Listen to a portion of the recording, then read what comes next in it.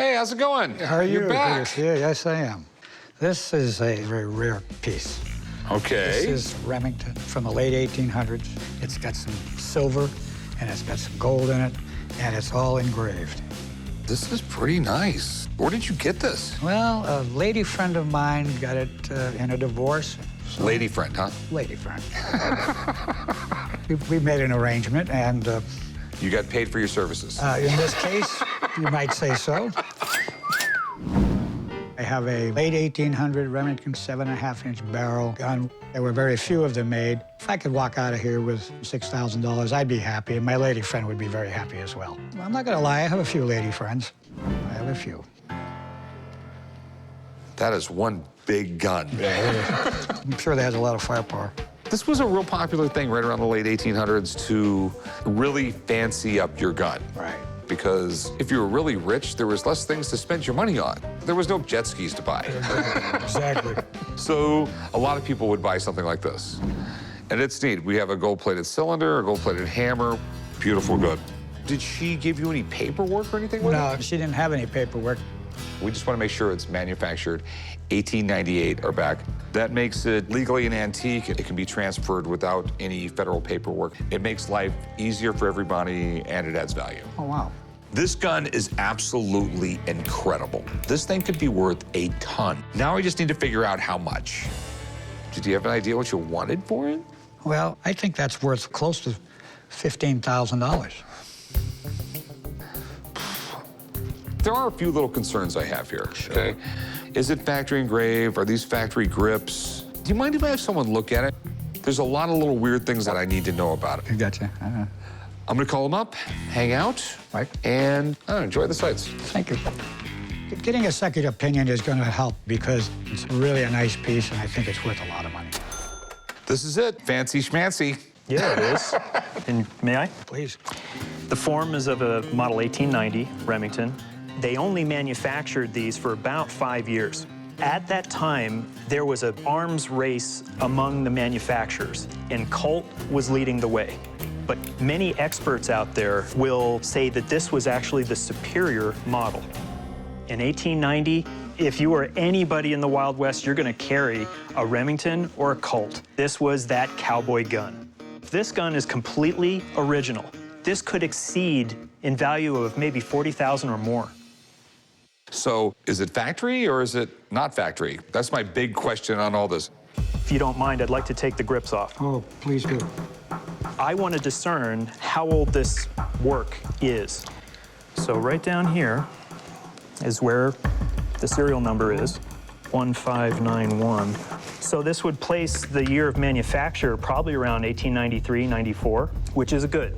One of the negatives that I'm seeing is that this looks really new and untouched. All the real ones have discoloration. This looks like it could have been put on there 2 weeks ago. The other thing that I'm seeing, this is the lanyard right there. It's all very fresh metal. There's no age to it whatsoever. Uh-huh. The good thing about it is I like the engraving. It's in the correct style. It's not overly embellished. You know, it's very tastefully done. Right. I would say that the refinish on this, in other words, the silver plating and the gold wash, and chances are the grips were upgraded within the last 40 years. Okay. So what do you think it's worth? A gun like this is going to be about a $4,000 gun with this engraving, but Really? no original finish. But in today's market, you're going to spend an additional $4,000 just to have all this work done. Really? So realistically, I've seen them sell 8 to maybe 12,000. Okay. Thanks, man. You're the best. A collector probably had it when it was in its worst condition and said, you know what? I want to bring this thing back to life. So I'm going to spend the money and have it completely overhauled and redone. And that's exactly what this is. So what's your rock bottom price? I'm thinking 9,000. I'm thinking no. I knew you were going to say that. I'm not trying to beat you up. I mean, he just told you you expect between 8 and 12. So I'm going to assume I'm going to get around 8, and I should pay you around 5. How about 7? You're a good guy. You've come in here before. You've sold me other things. I'll tell you what, I will give you $6,000. We'll shake hands. We'll do the paperwork. The world will be good. You got a deal. Sweet.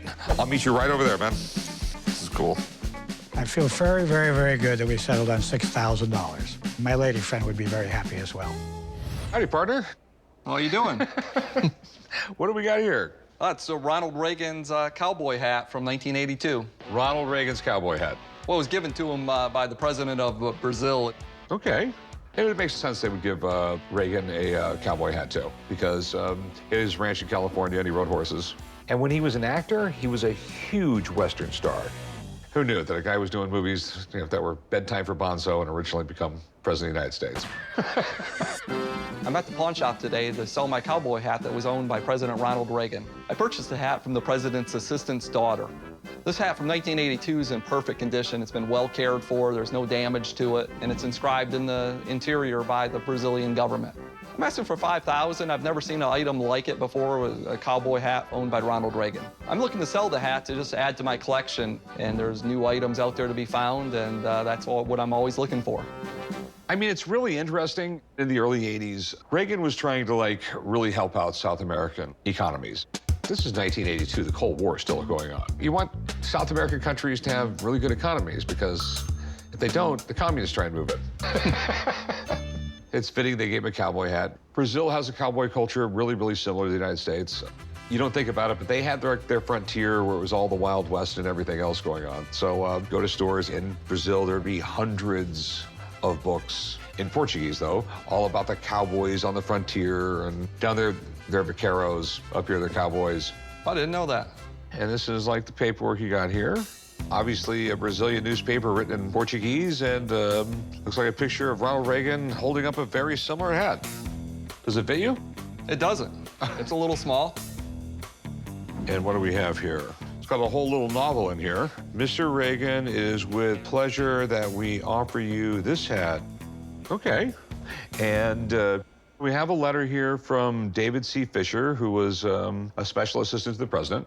The president received a hat in Brazil, and the president ended up giving it to this David C. Fisher. All right. I think it's super cool. Okay. How much you want for it? 5,000. Okay. Here's my big problem. It's dated a year later. Well, it says, 12/2/83. Yeah, it's supposed to be 82. Yeah, I think it's a Scribner's error, and I think they put a 3 instead of a 2 on the hat. Here's my big problem. I truly believe it's Reagan's hat. Of all things in the world to fake, why the hell would you fake this? But if I go to sell it, everyone's just gonna go, well, it's not the right date. And then I have to say, well, I think they screwed up the date. It's just gonna make it 10 times harder for me to sell. The hat doesn't match the paperwork. Even though I love the story, I just can't do anything with it. Okay, thank you. No problem. If you have anything else, bring it in. Maybe we'll make a deal. That sounds good. I will do. Okay. How we going? All right, thank you so much. What I really wish he had was Reagan's jelly beans. I got a call from a guy with a collection of 1950s cowboy toys. So me and Corey are on our way to go check them out. Hello. Hello. Hear about the toys? Come on in. This is what I called you about. Damn, there is a lot of stuff here. This is like my museum. You don't really strike me as the cowboy type. You're right. I'm always like a Zora type. I've decided to call the guys at the pawn shop to come over to see if they're interested in buying my whole Western toy collection. The reason I want to sell this collection is just time to move on. I'm leaving this house. I just don't want to lug this around anymore. This whole collection is worth about $30,000 to $40,000. I would like to get at least $15,000 for it. So what was it about the Lone Ranger that got your blood pumping there? The reason I really liked Lone Ranger because he was really an upstanding citizen, even to the day he died. He really was. Kind of like me and you. The Lone Ranger is a classic. The show started back in the 30s on the radio and became an instant hit. With a horse named Silver and a sidekick named Tonto, the show became so popular that dozens of cowboy shows followed in its footsteps. Okay, so what all do you have here? First of all, a complete set of all the comics, all the board games from all the TV shows, all the lunch pails and the thermoses. Lunch boxes are definitely cool. I know some could be worth some money. This It's actually sort of my pride and joy. These are all the toy guns that were used in the show. And this is the coolest complete set, Bat Masterson. I remember buying this for about $350 about 30 years ago. If this guy paid $350 for a Bat Masterson gun 30 years ago, it could be worth a lot more money now. The rest of this stuff, I have no idea what it's worth. So what were you looking to get out of all this stuff? This is worth like $25,000 to $40,000. If somebody had a store and had time to sell it, I would like to sell this whole thing for $15,000. Okay. Do you mind if I have someone come in here and take a look at it? Oh, my pleasure. All right. All right, good deal. Thanks. I'll give you a call. My pleasure. I'm glad an expert's coming in so we can just verify what I have. I'm Johnny, owner of Toy Shack Las Vegas. We specialize in vintage toys and collectibles. Western toys were made for kids to play with and be used. They weren't made to be collected. So very few of these toys made it through the years. So Johnny, man, is old Western toys like this that collectible? Well, a lot of it's a part of history. You know, a lot of these stories, they might be stories on TV, but they're based on true characters that actually lived back then in the West. So have you seen collections like this before? Never a Western collection this big. This is huge. Oh, this is neat. This is a Bat Masterson playset. You almost never see the box, yet alone the vest and everything else that goes with it all complete.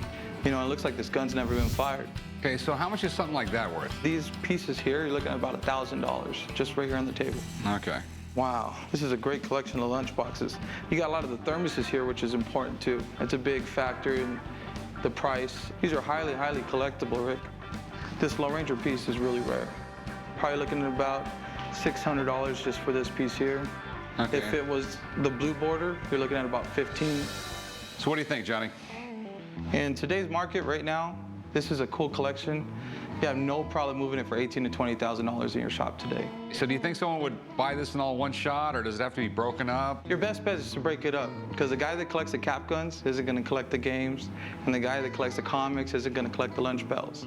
Thanks, Johnny. I appreciate it. No problem, Rick. I definitely want this collection, but it's going to be a pain in the butt selling this stuff. It's going to take time to sort, catalog, and sell this stuff. And time is money.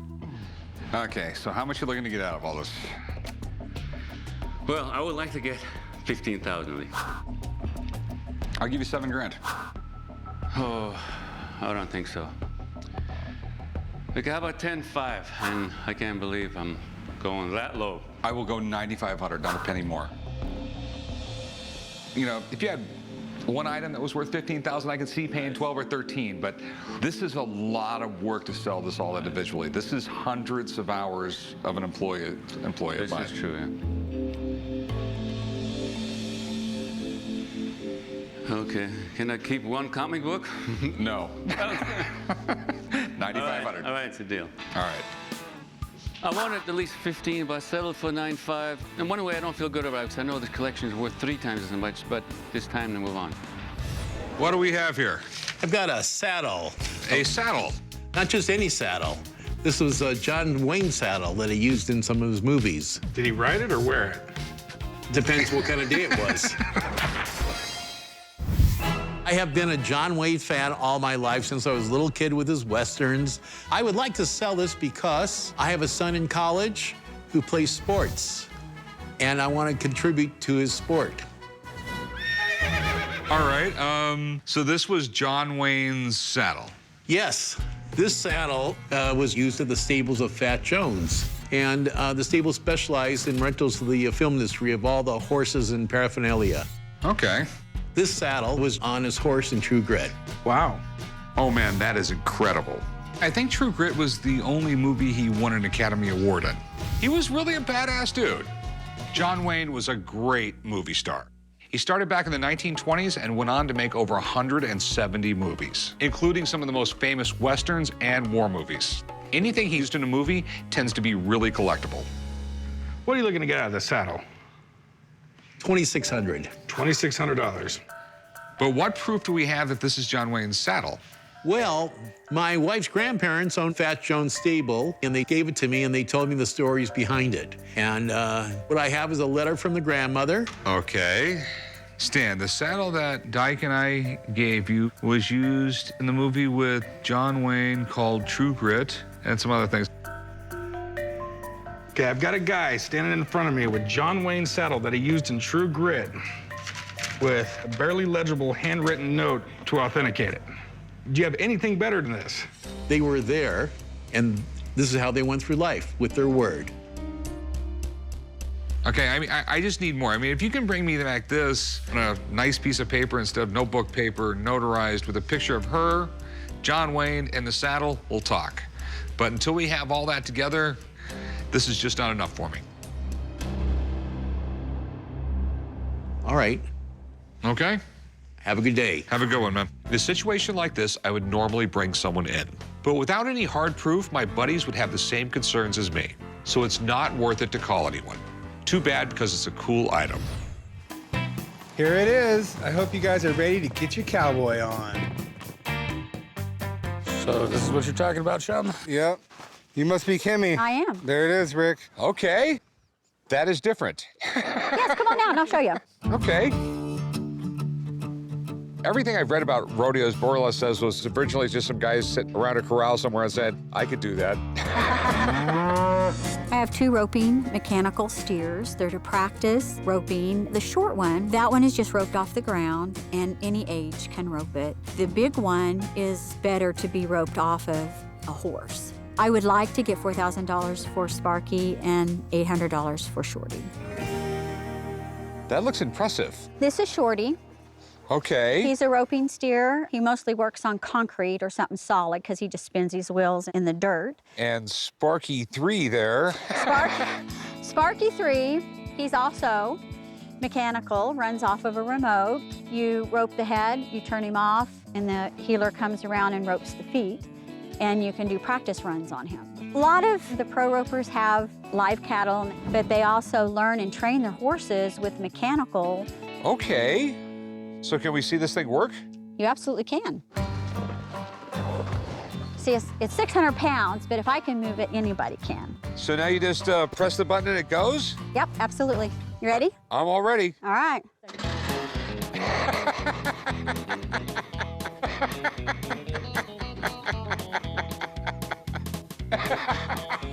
Told you it was cool, Rick. I knew you'd love these. All right, I'm impressed. It's pretty cool.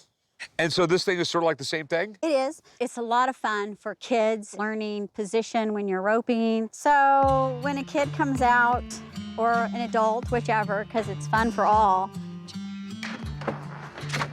that's horns, and that's what you want to catch. This is definitely cool. So how much do you want for these? For the big one, $4,000, and for the little one, $800. Okay. I gotta say, the big one, Pops, that's a little much for us. This one right here is pretty cool, though. What do you think? No, I think it's great. You know, because believe it or not, there are a lot of people in Vegas with horses. I'm one of them. I'll give you $400 for Shorty, just so I can play with it. And maybe resell it. I got a trailer right there. 400, huh? $400. I think it's a deal, and I might have a grandkid that can play with it. So, Okay. $400. We got a deal? Yep. All right. Thanks. You're amazing. I'll get you paid. You guys load it up. All right. Rick roped me in to selling little Shorty for $400, so that's just gonna have to do. So what do we got here? Saddle. It was used by Kevin Costner in Dances with Wolves. All right. There's got to be a lot of women who'll pay a lot of money for something that's touched Kevin Costner's hind end.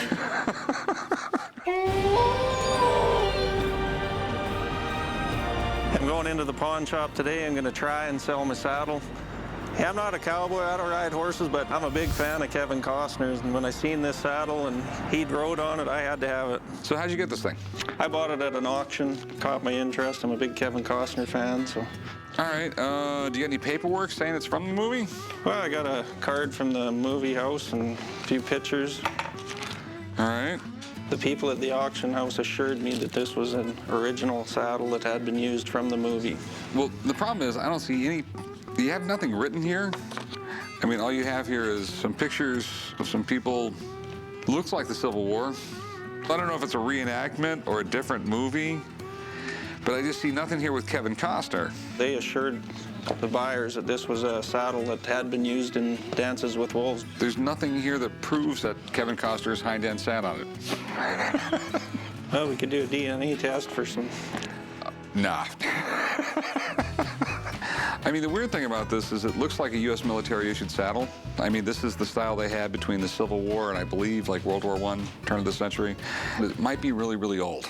I mean, if you look at this ring right here, this isn't modern welding right here. You can tell how this is like forged. So what interests me right now is this could have been used in the movie, but this might have been sitting in a prop house for the past 100 years. Hollywood prop houses are massive warehouses, and they often made props out of original items. I don't know if this thing was in Dances with Wolves, but this saddle does appear to be old U.S. military. This thing could be worth a lot of money either way. So you got two things that could make it worth money. It's actually a U.S. military issue saddle, and was it used in the movie? I mean, it's sort of a conundrum at the moment, because if it's both, it's even worth more. I would really like someone to check this out for me.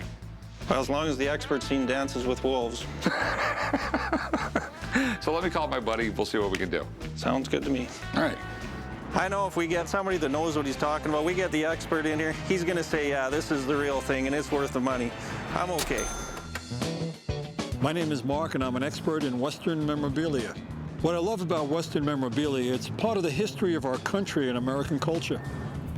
Well, it's definitely a military saddle. It's a McClellan saddle, developed in 1859 before the Civil War. The thing that kind of bothers me about this is not leather covered. Now, if you were riding this, 8 or 10 hours a day, see all these screws along here? Okay. And all the rawhide stitching that goes through here, your butt would be sore and your legs would be red. But the other thing on here, it says 12-inch seat. This is a very, very small seat for a human being to sit in.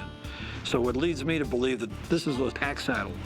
And you can see by all the holes and stuff for straps and the rings and loops and stuff on here, they could put a lot of different accessories on here. They're bedrolls, canteens, scabbards, all kinds of equipment. So was this used in the movie Dances with Wolves? Well, I'd seen the movie many times, but when you called, I watched it again. But this time I watched and looked at every saddle in the movie. And the movie was very authentic. In fact, one of the most authentic Westerns, they'd made in a long time. They paid attention to details. And I can honestly say this saddle was not in the movie. They said for sure this was from Dances with Wolves. In my opinion, it wasn't. There is no rawhide treed saddles in that movie. But you can't say for sure this wasn't in the movie. I can say for sure, because every saddle in there had black leather on it. I don't think it was used in the movie Dances with Wolves. No ifs, ands, or Kevin Costner's butts. But in authenticating something as being used by a specific person, you need more documentation than just an auctioneer's word saying this came from such and such a movie. You need a letter, you need serial numbers that match, things like that. So what do you think this thing is worth? Well, if it was a formal McClellan military saddle and had the full cover on it and everything, they're selling for around $1,000. Okay. But in this condition, missing some of the parts and not covered, I'd say 400, 500 maybe at the most. Okay. Do you remember, it's still a 100-year-old artifact. It's still a collectible piece. Okay. Thanks for coming in, Mark. Really appreciate it. Nice to meet you. Good luck. Bye. I had a feeling it wasn't in the movie Dances with Wolves, but I also had a feeling it was real, and because of that, I want it. Okay, so how much do you want for it? Well, I'd let it go for $750. Okay, it would have been worth $750 if Kevin Costner's derriere was on it. I still believe it was. How about $250?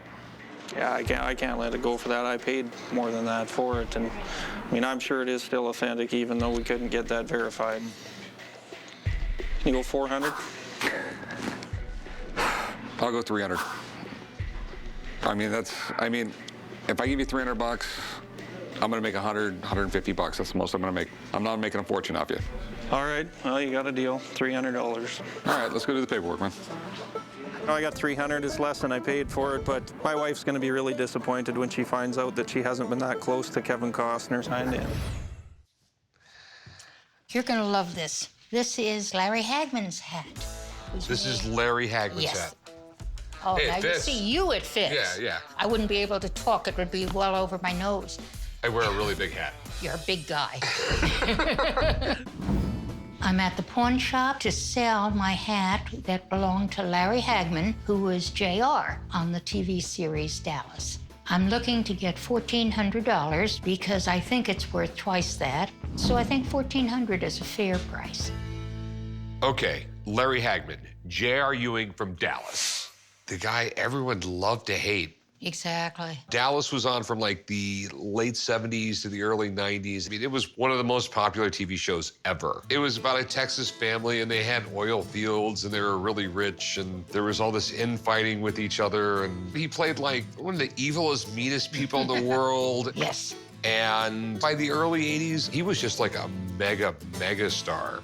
My understanding is outside of television, really colorful guy. He made up this fake money and had his face put on it and gave it out to people all the time, and really involved in charity. Very much so. I guess if you're played that bad of a guy on TV, in real life, you really got to pump up your persona. So it's like, hey, I'm not really that guy. So, I mean, did he wear this on the show, or was this his personal hat? This was his personal hat, and I understand he did wear it on the show occasionally. But you don't know which episodes it was worn on, or if he wore it on an episode? No, that I don't know. Okay. How much you want for it? I think I really should get $1,400. All right, I have a guy who specializes in TV memorabilia and all that. Let me give him a call. Let me see what he thinks. Great. And who knows? Sounds good to me. All right, I'll be right back. I could have been a cowboy. What do we have? Larry Hagman. Larry Hagman, a great character. JR, everybody knows JR. He was maybe the most love-hated villain in television history. Do you mind if I take a closer look? Go ahead. Great. So we do have that it was custom made for Larry Hagman. In Hollywood memorabilia, they will almost always have prop numbers on them, the character's name as well. That's okay with you? I'm gonna open up this rim here. Oh, well, that's interesting. What's that? Inside the lining of this hat, we have found what looks to be fake money. We'll look at that in a moment. I just want to talk about the hat if we can. Yeah. You could take a quick look and see on the stitching here. Oh, sure. This is probably a prop number. And I'm curious that it doesn't have the JR stamp on here somewhere, because certainly Dallas would have had a JR mark in here. So I'm going to just assume it's his personal hat, because I can't say for sure that this was used in any particular episode. Let's take a look at this for a moment. What we have here is J.R. Ewing $10,000 bills. So I'm not sure he didn't just use these to line his hat to keep sweat beading off the rim, but that's very interesting to find them in this hat. Okay, so what do you think it's worth? It's a nice hat. Has some condition issues. Look, there's a tear on the rim here. And Larry Hagman, although he was a great actor, not highly collectible. Because I cannot say for sure that it was used in a television show, I would put a value on this somewhere in the neighborhood of $700. All right. Thanks, Rick. man. Pleasure meeting you. Nice to meet you. Have a wonderful day. Okay. Knowing that I can't authenticate this item being screen used, I would warn Rick against buying it. So I'll give you $400 for the hat. Oh, come on. He just said $700. I'll tell you what, I'll give you $500 because I like you so much. Let's split the difference and make it $600. I'll go $500. Oh, come on. I'm giving you more than I would give anyone else just because you're so pretty. Yeah, but look at how handsome you are in that hat. Did you see yourself in a mirror? I mean, this is you. I will give you $550. Okay. Thank you. Okay. All right, I'll meet you right up front and we'll do the paperwork. Thank you. I think she's a bigger hustler than JR ever was.